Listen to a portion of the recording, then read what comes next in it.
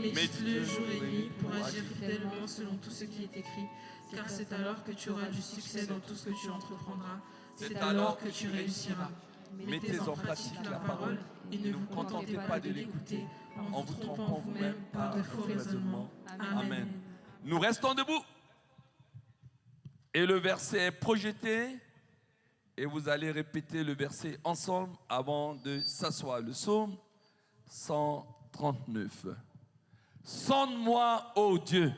Sonde-moi, ô Dieu. Et connais mon cœur. Et connais mon cœur. Éprouve-moi. Éprouve-moi. Et connais mes pensées. Et connais mes pensées. Regarde si je suis sur une mauvaise voie. Regarde si je suis sur une mauvaise voie. Regarde si je suis sur une mauvaise voie. Regarde si je suis sur une mauvaise voie. Une troisième fois, regarde si je suis sur une mauvaise voie. Regarde si je suis sur une mauvaise voie. Et conduis-moi sur la voie de l'éternité. Et conduis-moi sur la voie de l'éternité. Tu peux acclamer, tu peux t'asseoir. Alléluia. Waouh. Pendant que la chorale va prendre la Sainte Seine et ils sont au boulot, ils ont le droit d'en prendre. Nous voulons saluer à nouveau encore les juilletistes qui sont en train de revenir. Je vois Nixon avec toute sa famille. Il me manque un enfant. Voilà, elle est où? Guadeloupe. Voilà, je contrôle tout, monsieur. Voilà, j'ai compté vite le nombre. J'ai dit, tiens, il manque un. Alléluia. Véronique Petiton, tu as passé de bonnes vacances? Voilà. Bon. Raphaël Cabral, tu as vu le Sénégal pour la première fois. Est-ce que tu es allé dans l'île de Gorée? Waouh, ça a été? Est-ce que tu as mangé du poulet yassa? Oh, c'est dommage. Poulet yassa là avec les oignons et tout? Il a mangé, mais attends, oh, ta femme est sénégalaise, hein? Elle n'est plus congolaise celle-là, elle a grandi là-bas au Congo. Bon, il y a plusieurs revenants, hein? Ma béninoise qui est arrivée enfin, ça faisait 10 ans que tu n'as pas vu, je contrôle tout. Hein, la maman Agès là. Waouh! Et je souhaite bienvenue à tout le monde, tout le monde, tout le monde, tout le monde. On a encore Marie-Ange, la Birminghamnaise qui est au milieu de nous. Voilà, je pense que c'est peut-être pour les JO, je ne sais pas. En tout cas, on est dans la joie. Ceux qui viennent pour la première fois, passez le culte avec nous. Soyez salués, soyez bénis. Alléluia. Sonde-moi, ô Dieu. Je voudrais que nous restions 2 secondes sur ce verbe, mais sur le nom, sur le substantifique. La sonde, c'est quoi? Yann a dit que pendant cette année, il a fait les statistiques et il y a les statistiques dans la Bible. Lisez 1 Corinthiens là, allez vers les 2 Corinthiens plutôt, allez vers les versets 11 et 12 là-bas. Paul a fait des statistiques. Hein. Il a dit 5 fois on m'a battu de verge. Voilà, il y a eu tel, il y a eu un serpent qui m'a mordu. Une fois, on a voulu me tuer, les frères et sœurs m'ont mis dans une corbeille, m'ont traversé, etc. Tout ça pour remercier Dieu. Et moi, en tant que garçon unique comme Joseph, là, j'avais 6 sœurs et toutes mes sœurs ont eu des opérations de l'appendicite. J'allais les voir à l'hôpital. Moi, jamais. Et je me glorifiais et je dis, je ne suis jamais hospitalisé, mais Seigneur, fais que je ne sois jamais hospitalisé. Et bam, en 1994, sur une période d'1 à 2 semaines comme ça, j'avais un mal ici, là. Et quand je buvais de l'eau, je ne pouvais même pas boire de l'eau. Impossible. Eh bien, à mon lieu de travail, j'ai dit, mais il y a un problème. Mais j'ai l'inconvénient de quelqu'un qui ne sait pas se plaindre. Même quand j'ai mal, je souris. Et mon chef a dit, va quand même aux urgences. Alors, je suis arrivé aux urgences. Je vois la dame qui m'accueille, je souriais. Il a dit, qu'est-ce que vous avez? Il dit, j'ai mal là. Elle a dit, mais ce n'est pas urgent. J'ai dit, non, si. Je reviens du travail là, ça ne va pas, madame. Il a dit, en plus, vous souriez. J'ai dit, c'est comme ça. Quand on m'a examiné, tout de suite, le médecin a dit, contactez votre épouse, vous ne pouvez pas rentrer. Parce qu'il y a une espèce comme d'ulcère qui est là, on ne peut pas vous laisser partir. ne sais même pas comment vous êtes venu. Alors, pour être sûr, on va te passer, un examen qui s'appelle l'endoscopie. Alors ça, je n'oublierai jamais. En fait, c'est une espèce de tube avec une espèce de caméra au bout. Quand on te fait rentrer dans la gorge, et au fur et à mesure que le tube est en train de rentrer, mais c'est la mort. Et en plus, les infirmières ou les aides-soignantes qui sont là, je vais dire à mon amie, à ma fille Emma, elles n'étaient même pas sympas. Elles ont dit, mais calmez-vous, monsieur. Et il dit, je dis, mais monsieur, calmez-vous. Et au fur et à mesure, il me dit, calmez-vous. Et je voyais encore, il restait comme ça de fil. Mamma mia. Waouh. Et ça a rentré. J'ai dit, mais il n'y a pas de fin ou quoi? Ça rentrait, ça rentrait, ça rentrait, ça rentrait. Ah là là. J'avais les larmes, ça coulait comme ça et tout. Je pensais à mon petit canard des îles. On est en train de me maltraiter dans cet hôpital de Pontoise. Et là, c'est pour aller voir. Et même quand ils enlevaient, j'ai dit, mais docteur, c'est quoi cet examen?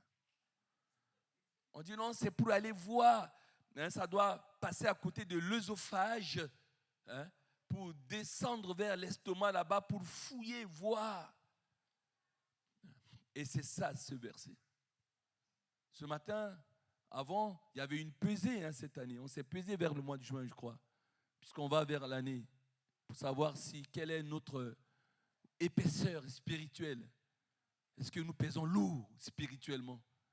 Face au combat spirituel, juste si on ne pèse pas, un petit vent, ça nous pousse. Ce n'est pas bon. Il faut qu'on ait de l'équilibre, il faut qu'on pèse. Et ensuite, on a fait un examen d'ophtalmologie spirituelle. Voilà. Parce que nous péchons par nos yeux. Ève est passée par là, nous captons les choses par les yeux, nous voyons que c'est agréable, et après le processus du péché vient. Ses yeux, nos yeux. Et l'ophtalmologue avait mis des gouttes.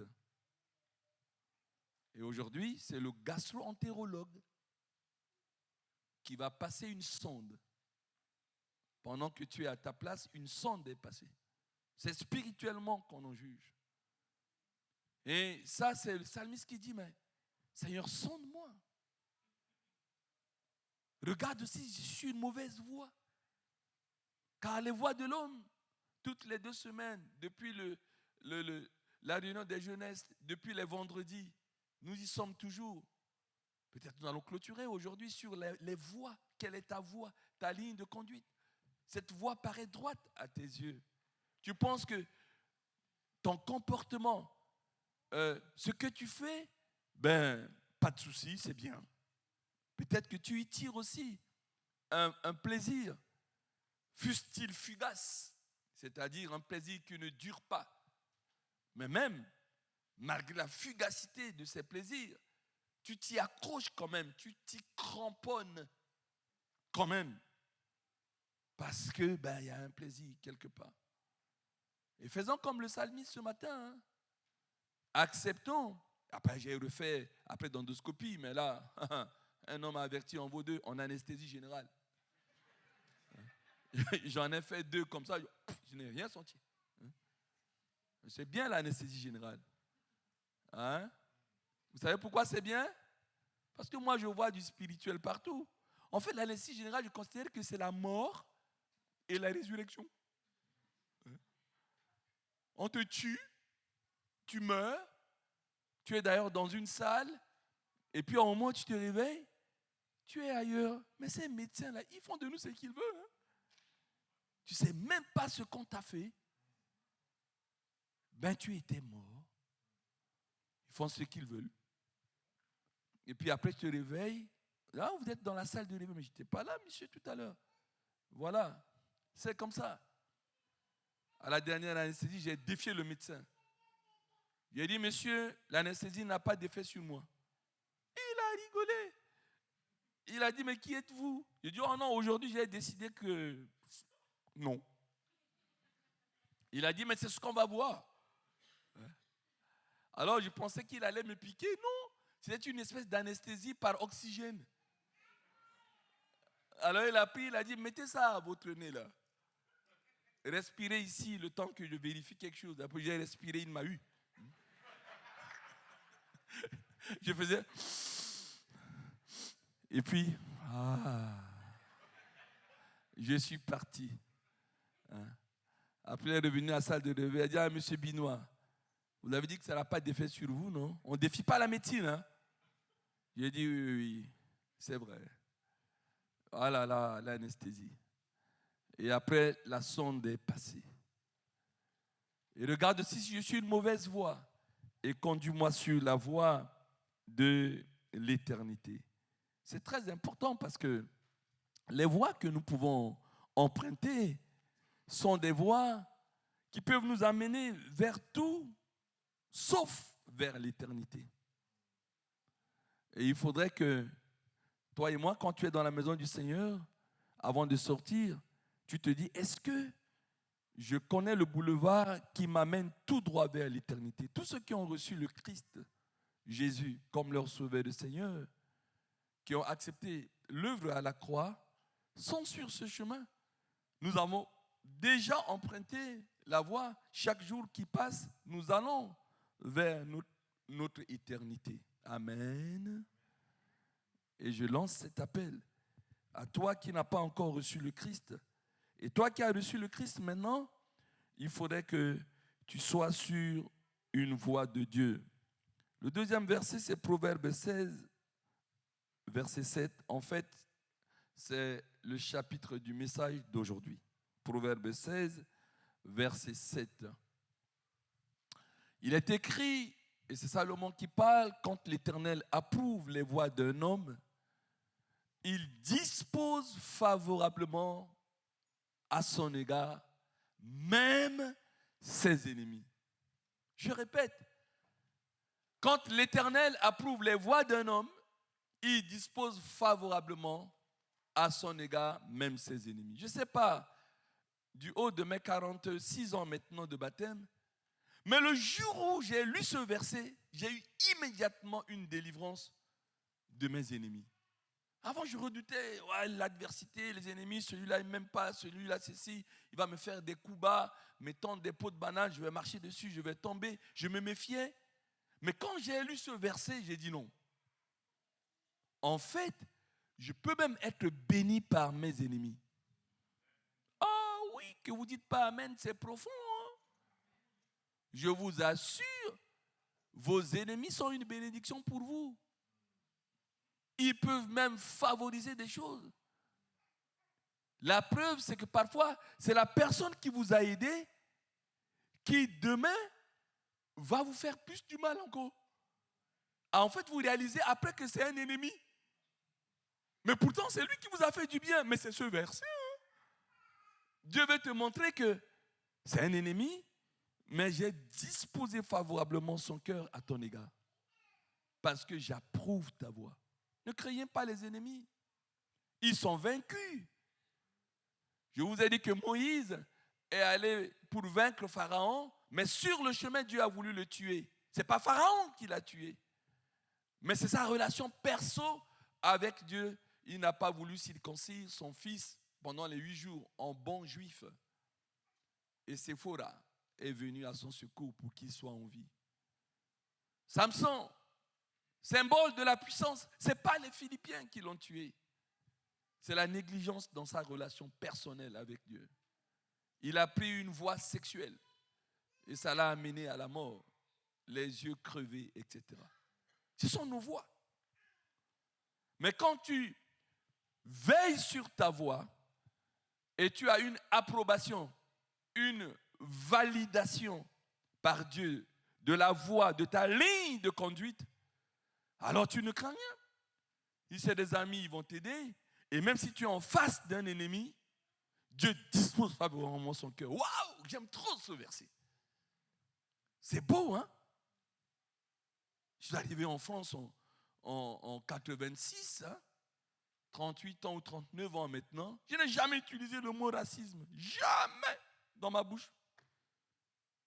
Tous les enfants du pays m'aiment, on me fait du bien partout, que tu sois blanc, rouge ou jaune, tu aimes Josué.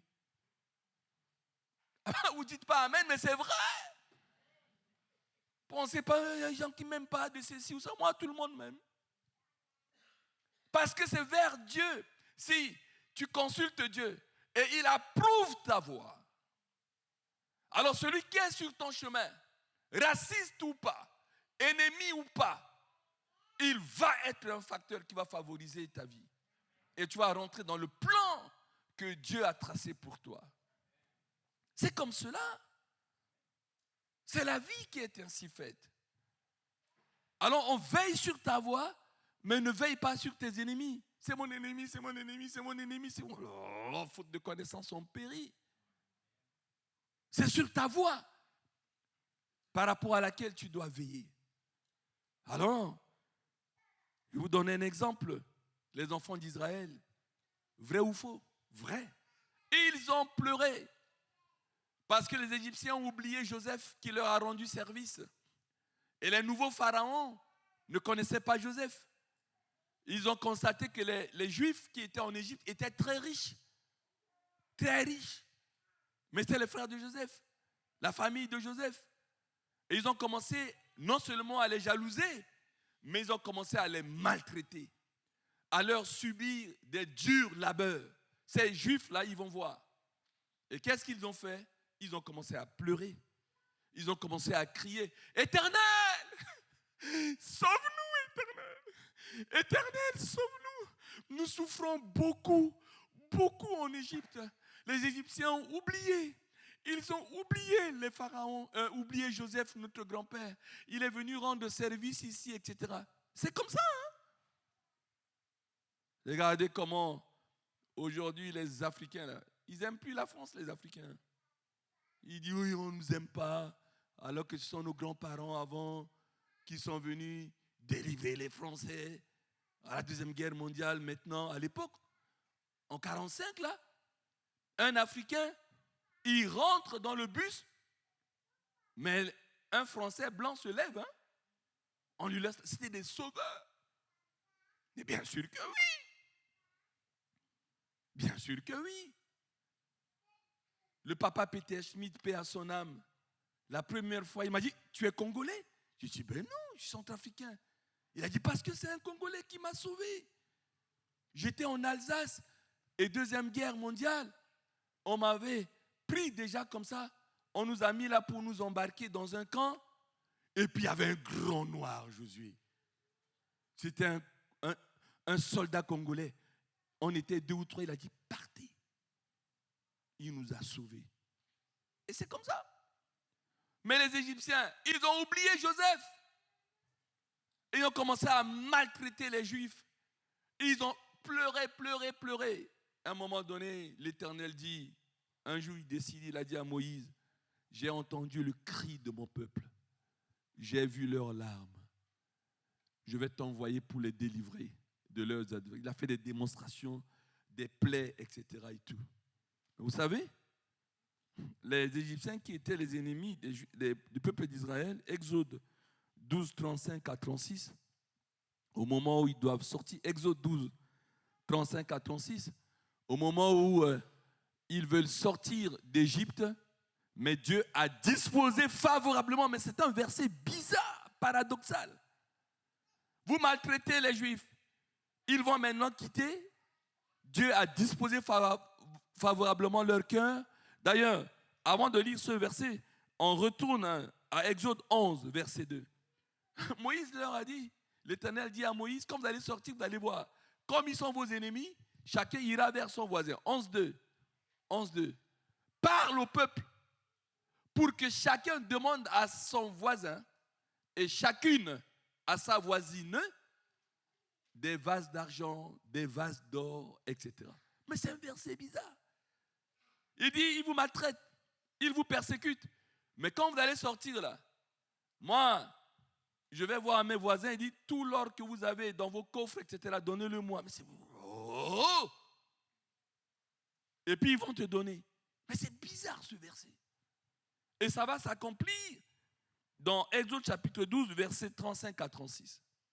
Au moment où il y a eu la 10e plaie, les démonstrations ont été faites, Pharaon n'en peut plus, tous ses aînés sont morts, il dit il faut les laisser partir. Et au moment où ils veulent partir, ils ont appliqué ça. Les enfants d'Israël firent ce que Moïse avait dit dans le chapitre 11 là-bas. Et ils demandèrent effectivement aux Égyptiens des vases d'argent, des vases d'or et des vêtements très très chers. Hein? Attention. Et l'Éternel, qu'est-ce qu'il fait? Il fit trouver grâce au peuple, aux yeux des Égyptiens, qui se rendirent à leur demande. Avec joie ou pas, j'aimerais savoir. Mais ils ne pouvaient pas dire non. Ils se rendirent à leur demande et ils dépouillaient les Égyptiens. Il y a une différence entre le verbe voler et le verbe dépouiller. Quand on te vole une montre. Mais il te reste quand même une chemise, un pantalon, il te reste des chaussures. Mais quand on te dépouille, ça veut dire que tu n'as plus rien, tu restes nu comme tu es né. Tu es dépouillé. Dépouillé, ça veut dire que tu n'as plus rien. On te prend la montre, on te prend la chemise, on te prend le pantalon, on te prend les chaussures, on te prend tout. Tu es dépouillé. Quand on voit un homme nu, on dit, qu'est-ce que j'ai été dépouillé par des brigands. Ils ont tout pris. Tout pris. Mais c'était leurs ennemis. Est-ce qu'on les a pris par force? Ils ont cassé des portes pour aller prendre? Non. Dieu a disposé favorablement le cœur de leurs ennemis à leur égard. Médite ce verset à la maison pendant ce temps d'été. C'est un temps de méditation. Tu es à Houssien, tu vas partir en vacances au mois d'août. Mais médite ça à la plage. Joins l'utile à l'agréable. Je dis à tous les chrétiens, lisez votre Bible à la plage, le beau temps, remerciez Dieu pour le temps, mais méditez la parole de Dieu. Nous, on garde la maison juillet, août. Dès septembre, je suis en Martinique et en Guadeloupe. Je vais aussi, nous aussi, hein, on doit aller. On a déjà acheté nos habits là. Hein? Très bien. Hein? On va aller en plage comme tout le monde. Hein? Comme tout le monde. Hein? Il faut lire ces choses. Et on va voir, oh là là, mais finalement, quelles sont mes voies? Et ce matin, le grand cadeau que tu reçois, alors qu'il y a plus d'une quarantaine de membres d'église qui sont absents, regardez, jamais des amplis. Mais le cadeau que tu reçois, c'est ça. Tu vas dire, je vais sortir et je vais savoir comment avoir une voie qui soit validée par Dieu, agréée par Dieu. Et à partir de là, ne crains plus tes ennemis. Au travail, à la maison, dans ta famille, dans ta société, crains plus celui qui t'en veut. Parce que si mon Dieu veut, il disposera favorablement le cœur de la personne à mon égard. Qu'il le veuille ou pas. Et même un jour, il peut avoir 100 000 euros, il va me le donner. Parce que c'est comme ça, c'est marqué. Ça, c'est, waouh, le miracle de Dieu. Alors, quel est le secret? Le secret, nous allons tout de suite dans Psaume chapitre 25, verset 12, qui est l'avant-dernier verset. Ce matin, c'est chirurgical. On a un gastro-entérologue divin qui est là, qui passe les sondes, qui voit nos voies et qui voit nos ulcères spirituels. Psaume chapitre 25, verset 12. Quel est l'homme? Quelle est la femme dans cette salle? Quel est l'homme et quelle est la femme dans cette salle qui craint l'Éternel? Point d'interrogation. Ah oui. Réponds toi-même. Hein. Quel est l'homme? Quelle est la femme dans cette maison, dans ce lieu, dans ce bâtiment qui craint l'Éternel? C'est quoi la crainte de l'Éternel? L'ange a dit à Abraham, ne lève pas la main sur Isaac. Il y a un bélier qui était là. Et il dit, maintenant, tu as un fils unique, tu veux? Je t'ai demandé de m'offrir cette fille, ce fils, alors qu'on n'offrait que des animaux à ce moment-là. Jamais on n'a offert un sacrifice humain. Et je te l'ai demandé, et tu l'as fait, Abraham. Et tu l'as fait. Maintenant, je sais que tu crains l'Éternel. Waouh! En fait, craindre l'Éternel, ce n'est pas avoir peur de Dieu, non. Mais c'est faire ce que l'Éternel te dit de faire. Tout ce que Dieu te dit de faire, c'est aussi simple, hein, l'enseignement. Si tu le fais, tu es l'homme qui craint l'Éternel. Dieu dit à un homme, je vais te promettre, tu auras un fils. Et ce même Dieu se contredit. Maintenant que l'homme a le fils, il dit, offre-le-moi. En fait, Dieu veut montrer à Abraham, quel est l'état de son cœur? Une sonde de Dieu. Est-ce que tu t'attaches à ce que je te donne ou tu t'attaches à la source du don? C'est ça le problème. Le même Dieu qui t'a donné des habits, du travail, une femme, un mari, une maison, une voiture ou je ne sais qu'est-ce que tu as. Mais à un moment donné, il va vérifier si tu es attaché à ce qu'il t'a donné ou tu es attaché à lui. Écoute bien, comme écoute des disciples. C'est en cela que Job est devenu champion. Hein? Parce que sa femme n'a pas bien écouté. Dieu a donné des biens, des richesses, donné des enfants à ce mec. Et Dieu permet, dans un défi qui a été lancé par Dieu depuis le ciel, qu'il perde de tout. Et au moment où il perd de tout, il dit, l'Éternel m'a donné, l'Éternel a ôté. Ben que le nom de l'Éternel soit béni. Il reste en adoration. À un moment où il a tout perdu. Mais sa femme n'a pas compris. Il dit, oh là là, chérie, maudit Dieu et meurs. Je ne le comprends plus, ce Dieu. Il nous bénit. Et au moment où il bénit, hein, on chante, etc. Et tout. Mais là, on ne le comprend plus, ce Dieu. Pourtant, tu es intègre. Hein? Parce que les gens pensent toujours que quand il t'arrive des choses, c'est parce que tu es dans le péché. Et les 3 amis de Job disent, mais tu as quand même fait quelque chose quand même. Tu as tout perdu, toute entreprise, même tes enfants sont morts. Oh là là. Là, tu es en train quand même de payer quelque chose. Dis-nous. Job a dit, ah là là là là là, ne m'accusez pas. Je ne sais pas ce qui se passe, mais ne m'accusez pas. Mon sort est devant l'Éternel. Il a continué à être adorateur. Ce que Dieu te demande ce matin, c'est que tu sois l'homme ou la femme qui craint l'Éternel. C'est-à-dire, qui fait ce que Dieu te dit de faire. Coucou. Mais juste cette semaine, qu'est-ce que Dieu t'a dit de faire? C'est des choses simples. Hein? Est-ce qu'il t'a dit de lire ta Bible parce que ça fait longtemps que tu ne l'as pas lu? Eh bien, si tu lis, c'est que tu es un homme, une femme qui craint l'Éternel. Il a dit, cherche juste un temps, même 5 minutes. Jésus a dit, vous ne pouvez pas veiller 1 heure avec moi de prière. Non, moi c'est 1 minute. Même 1 minute. Il te donne le souffle de vie, tu te réveilles là. Tu poses ton pied, tu ne peux même pas le remercier. Alors qu'il te le met à cœur de le faire. Il te dit, accorde un pardon à ton frère Christian Mitraille qui va repartir dans sa belle Martinique le 6. Je dis non. Il m'a marché sur le pied, ce Christian Mitraille. Il est méchant. Et donc, je ne vais pas lui pardonner. Ah! Mais tu n'es pas un homme qui craint Dieu. Parce qu'il t'a mis à cœur. Va avec Christian Mitraille. Demande-lui pardon. Fais-toi humble. Mais si je le fais, je deviens l'homme qui craint l'Éternel. Et le texte dit quel est l'homme, quelle est la femme qui craint l'Éternel. L'Éternel voit ta crainte. Et qu'est-ce qu'il fait? Il va maintenant te montrer la voie que tu dois suivre. Et c'est cette voie qu'il approuve. La voie du pardon, la voie de la piété, la voie de l'attachement avec lui, la voie de ceci, la voie de cela. C'est ça, être conduit par le Saint-Esprit.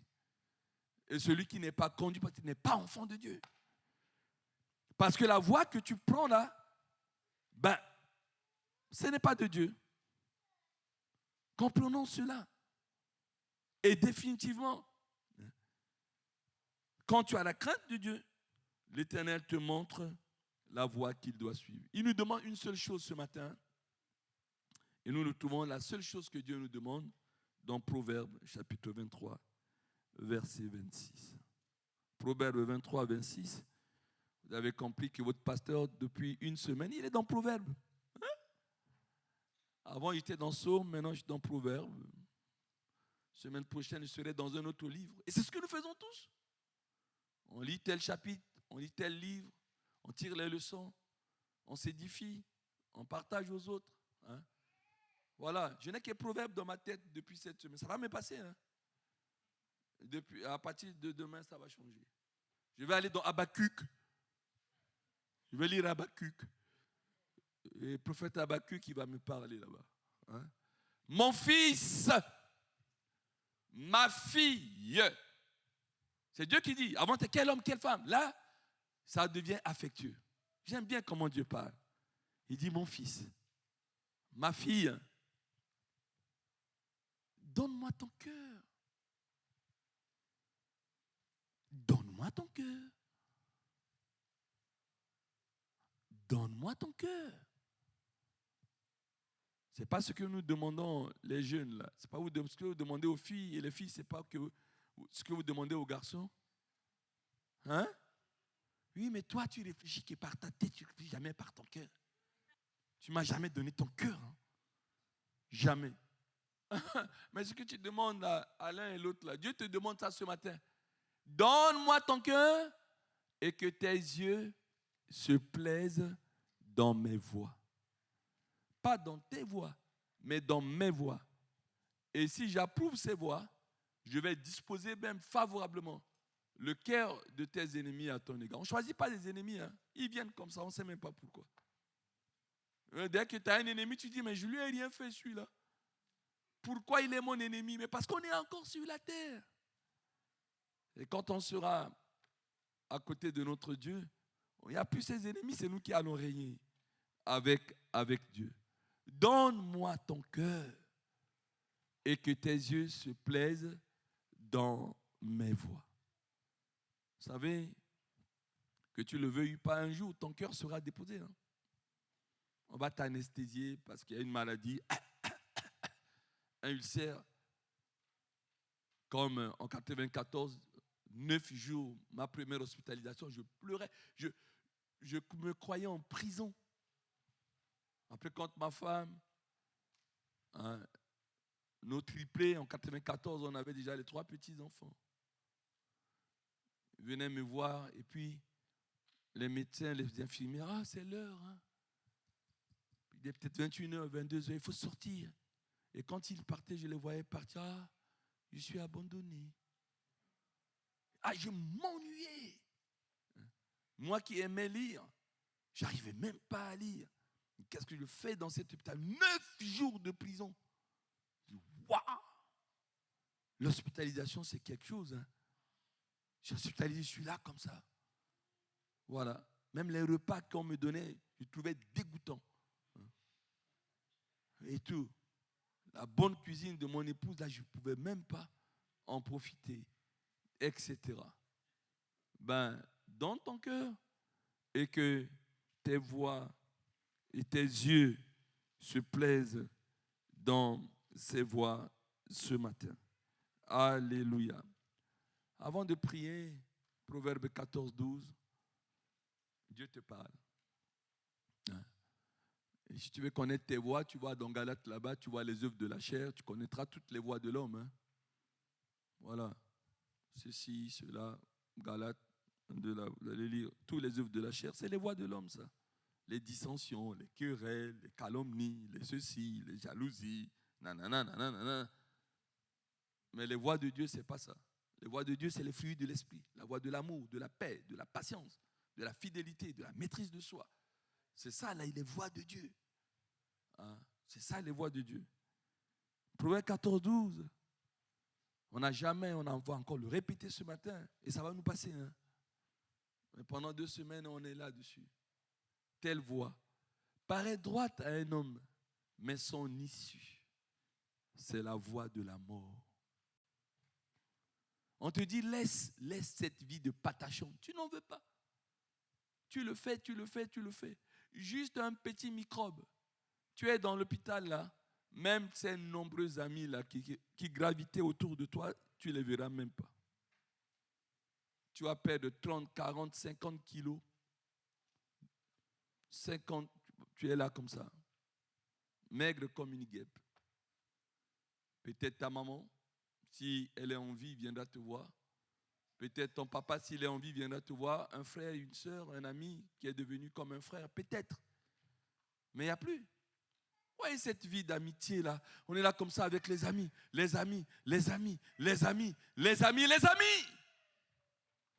Et puis, quand tu es au creux de la vague, il n'y a plus des amis. Voilà. Et les mêmes amis qui se promenaient avec toi, lui, il abuse quand même. On lui a dit aussi, il boit trop. Hein? Il a beaucoup levé les verres. Mais voilà. Cirrhose de foie, ceci, cela. Les mêmes amis vont encore te critiquer. Telle voie paraît droite. Ce matin, on se lève, s'il vous plaît. On a fini. Les mains élevées, oublie ton voisin. Le Saint-Esprit passe, il va te donner le résultat de la sonde. Le gastro-entérologue. Si tu peux, ferme tes yeux. Mais si tu peux te concentrer sans fermer les yeux, ce n'est pas une obligation de fermer les yeux. Mais concentre-toi. Mais si tu ne fermes pas les yeux, il ne faudrait pas que tes yeux regardent les murs, etc., se déconcentrent. Non. Il y a une sonde qui est passée, une endoscopie spirituelle qui est passée. Et maintenant, tu es sorti de la salle de réveil. Le médecin dit, voici le résultat. Tout le monde attend les résultats quand on passe ces choses-là. Qu'est-ce qu'on a trouvé? Et si on a trouvé, monsieur, moi on avait trouvé, c'est pas le virus de l'électrobatterie ou je sais pas quoi, un truc de ulcère. On va te prescrire, voilà, un antibiotique que tu vas prendre pendant 1 semaine, 2 semaines, 1 mois. Ferme les yeux, regarde plus tes voisins. Dieu te parle, il te remet une ordonnance, il te remet une prescription. Et ce médicament, je ne sais pas lequel. Est-ce que tu dois t'abstenir de là où tes pieds visitent, tes fréquentations? Voilà une prescription spirituelle. Mauvaise compagnie. Voilà une prescription spirituelle. Une vie sexuelle vraiment de patachon. Voilà une prescription spirituelle. Un mauvais caractère. Détestable, un caractère imbuvable. Voilà une prescription. Va demander pardon. Prends un moment de jeûne. La voie que tu es en train de prendre est mauvaise. Et toi qui vis un dédoublement de personnalité, tu as une double vie. Voilà une prescription. Arrête d'avoir une double vie. Parce que la double vie, ça va te doubler. C'est comme ça. Encore les mains élevées. Je chantais un chant en a cappella. Et pendant que je chante ce chant en a cappella, vous allez parler à votre Dieu. Je veux que ma voix soit approuvée et je n'aurai plus jamais peur de mes ennemis. Parce que même mes ennemis seront un facteur de bénédiction pour moi.